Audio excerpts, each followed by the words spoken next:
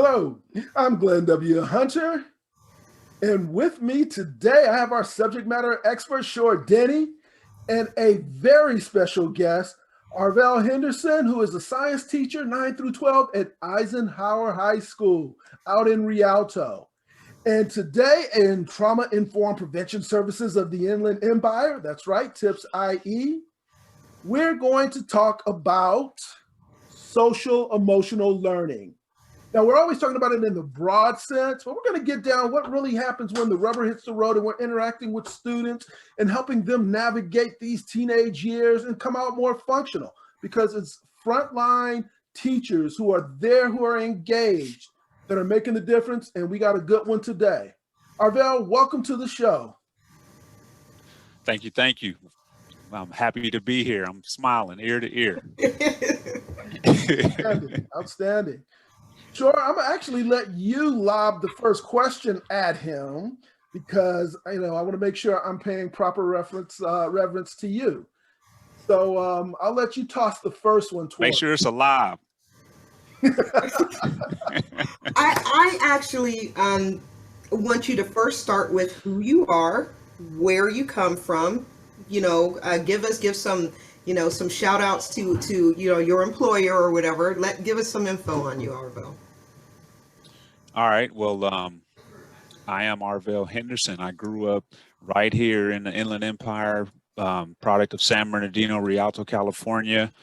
After moving around a bunch of times, we settled down in Rialto. I went to Bemis Elementary, Henry Elementary. I went to Cole Middle, Frisbee Middle. Well, back then it was junior high. I went to Rialto High School for a semester. I went to live with my dad up in Victorville, second semester of ninth grade, and went to Victor Valley High School, home of the Jackrabbits. And from there, I went to West Point to play football in '97, Army football. Ended up leaving West Point because of an injury and depression. And I actually left and went to San Jose State University in '98, and I graduated there in 2004 with a bachelor's in African American Studies.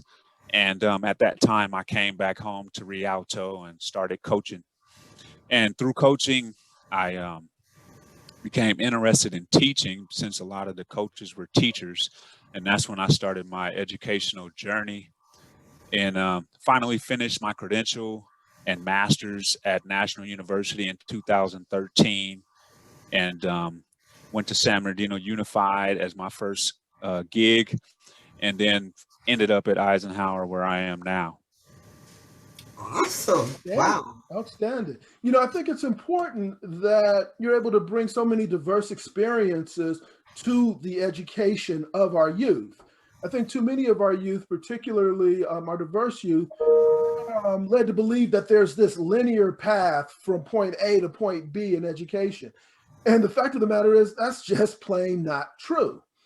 So I think that's a great example that you have to provide them to see that it's the goal that matters in many cases. The path gets you there, but you know what? You're owning your own story. So right away, I am impressed with the way that you're able to lead our young people to understanding how to grow and how to be better. But bringing that back to SEL, social emotional learning is a bit of a niche, which is why Shor and I spend a lot of time not just understanding it, but promoting it and making sure that the tools are in place for, again, our diverse students to be successful. What triggered your interest, Arvel, in positioning yourself as a savant in social emotional learning?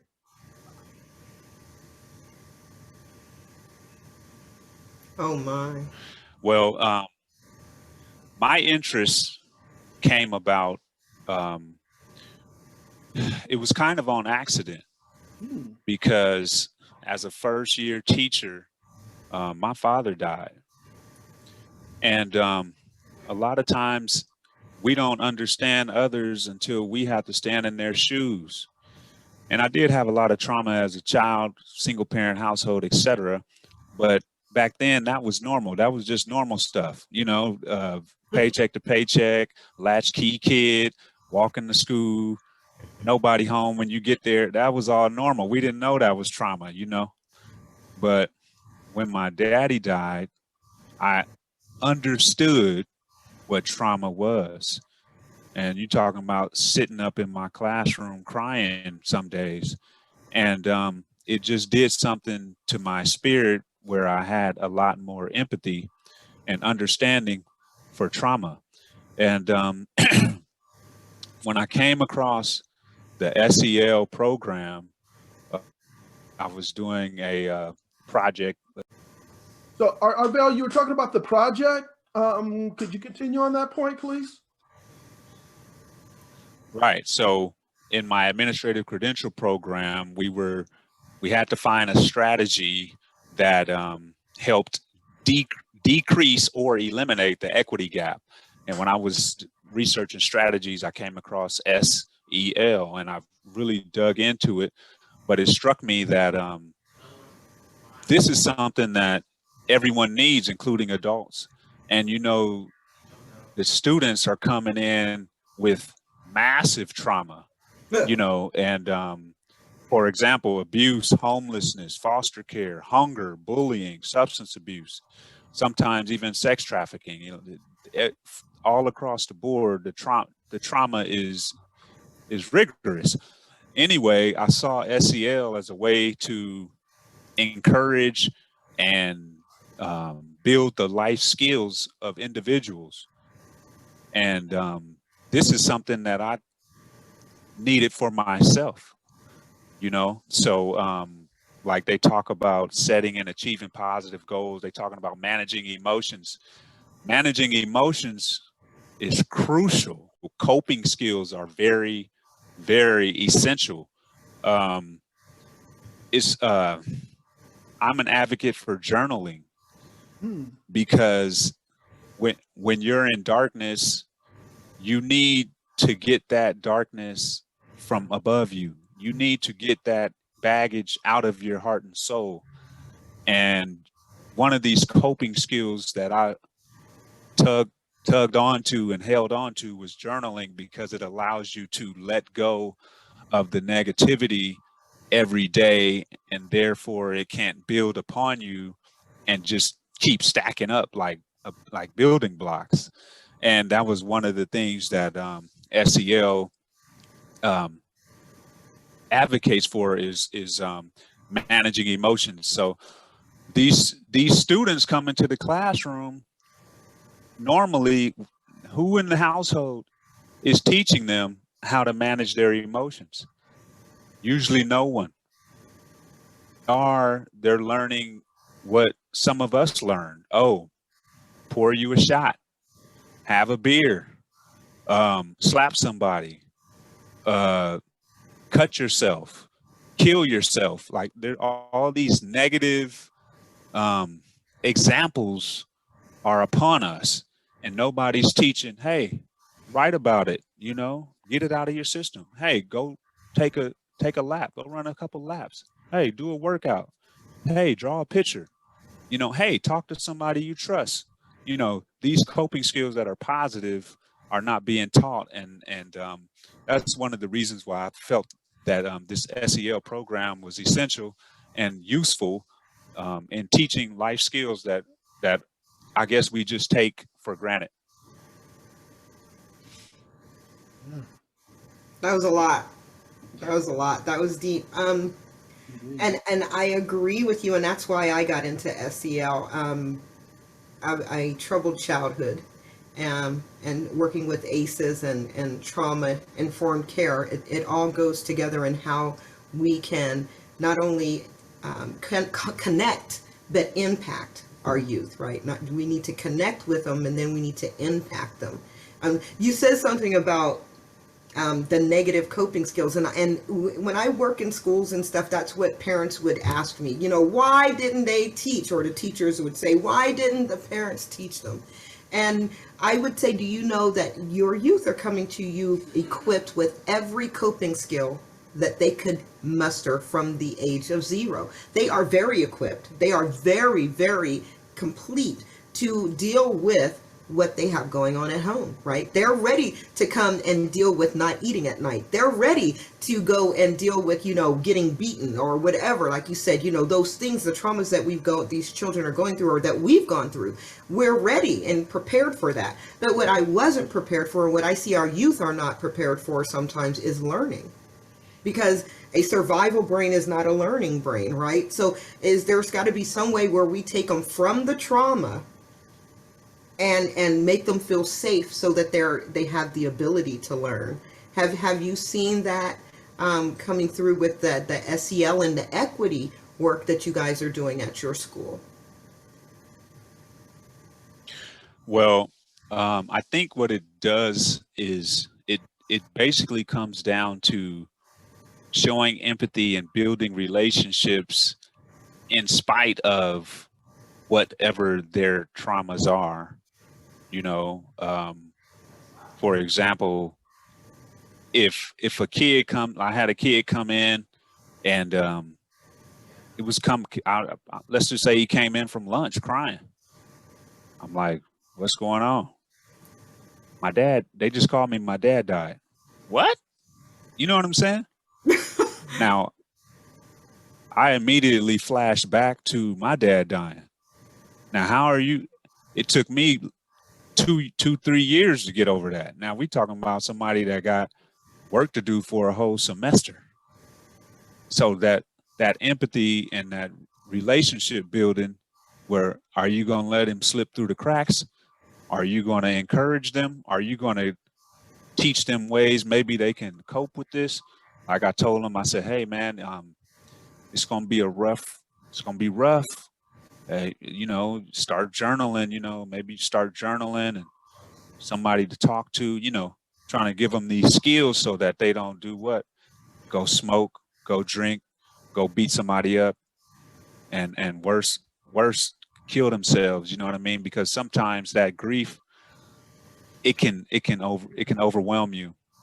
And a lot of people don't think that they can deal with certain things, but if you teach them that they can, then they'll have a better chance. So now you're in the classroom, you've tried to build that relationship, you've tried to teach some skills. It's still going to be hard, but there will be more willing maybe to try, and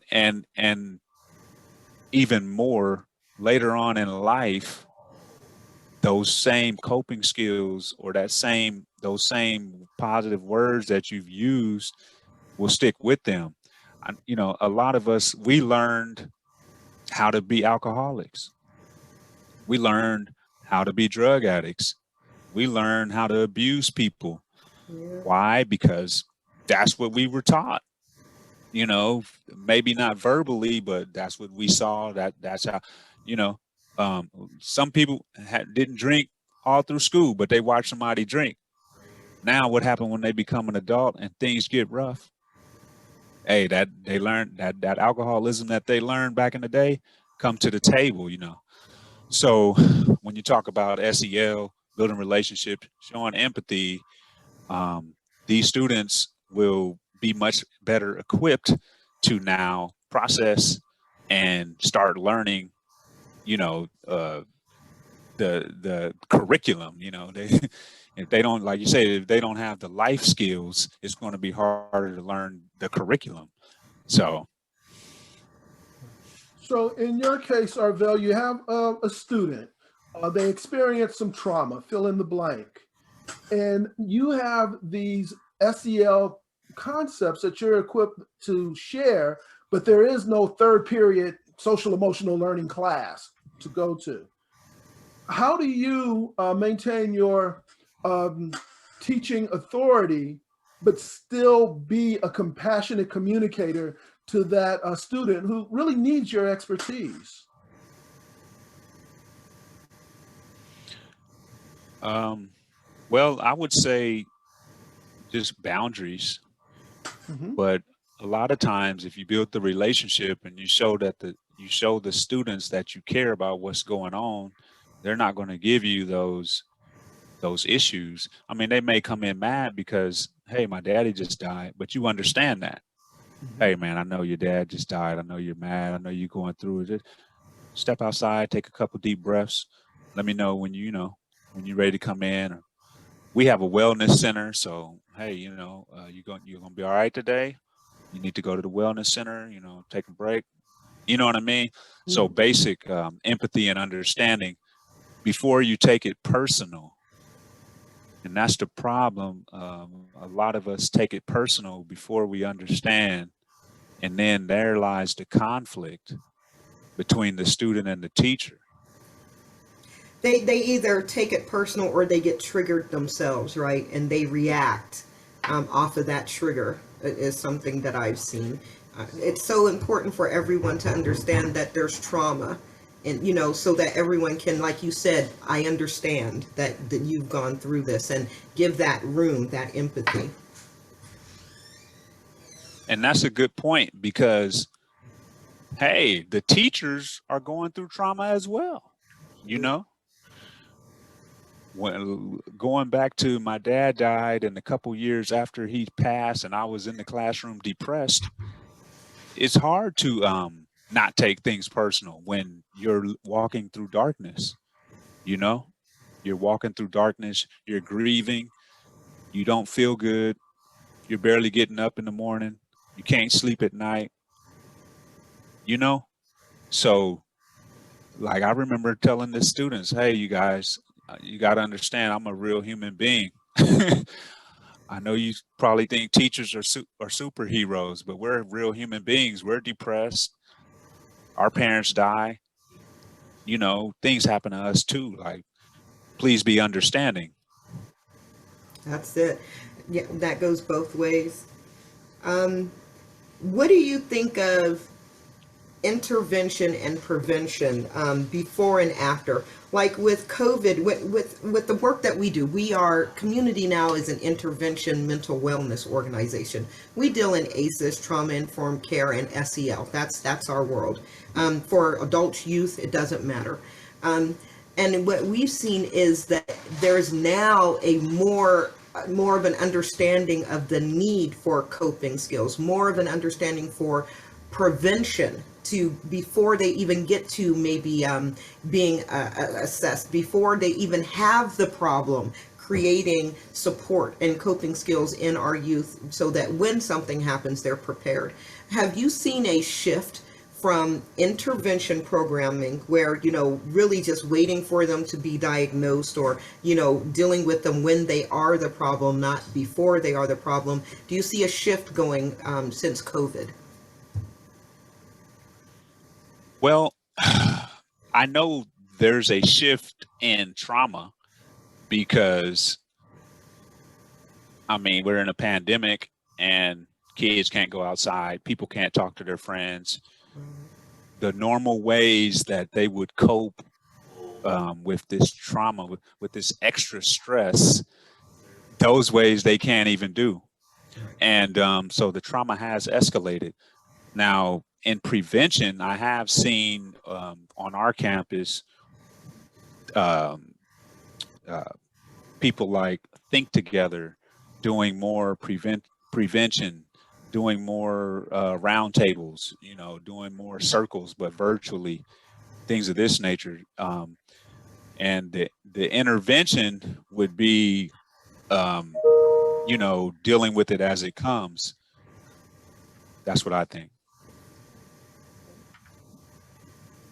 So, kind of bringing this to a crescendo, Arvel, obviously you've endured some of the trauma that's associated with, understanding social emotional learning and the impact that bringing those skills are to healing.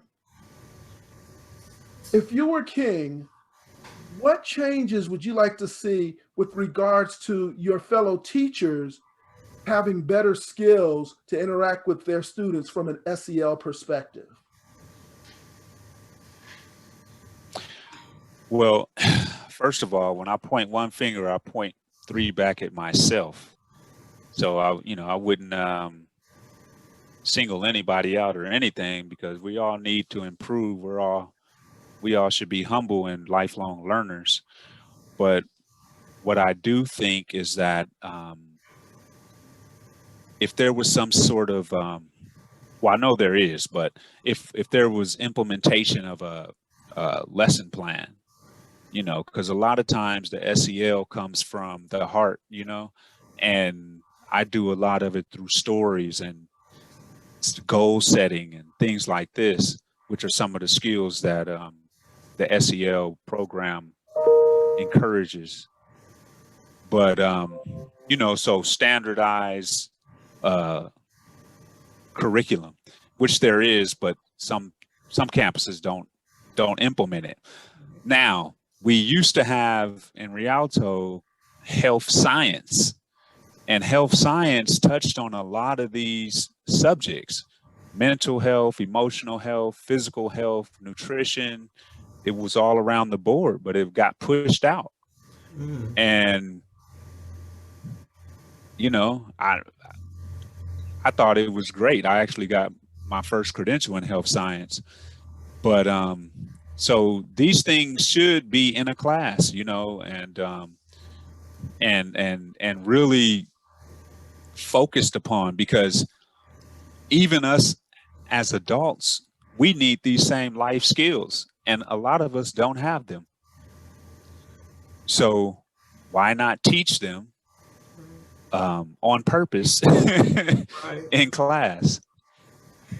Community now has a program called Coaching for Cultural Success, and that's literally what we do. We work with educators and teach them in coaching sessions emotional intelligence. We build emotional intelligence, social awareness, self-awareness, you know, self-motivation, all of those emotional intelligence skills, and try to build how we interact and communicate with those that we serve. So I understand exactly what you're saying. I see that as a big need throughout all educational institutions. Well, I want to thank you for coming in and joining us today.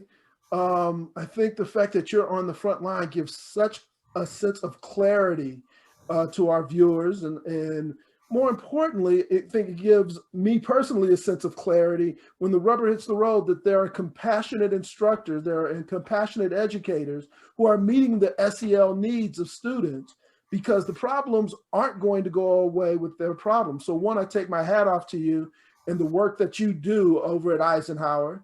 And more importantly, I want to thank you for joining us today. He's a champion. He's one of the SEL champs. We need a bunch of them. I thank you so much for being that champion in your campus to bring light and shed that understanding and empathy to those youth. I appreciate being here, and you know, I appreciate the great things you're saying about me. But you know, like I said, I can always do better, as we all can. And I'm a lifelong learner, and I just hope and wish to continue to learn and continue to implement these strategies and the empathy and the trauma informed instruction and things of this nature. So on behalf of our subject matter expert, Ms. Shor Denny, and definitely our special guest, Mr. Arvel Henderson of Eisenhower High School, I want to implore each and every one of you, as you are out in the world managing the myriad of emotions is flying around our community, particularly here in the Inland Empire, when you throw in diversity and other items, please, as you're interacting with the public, be safe. Thank you.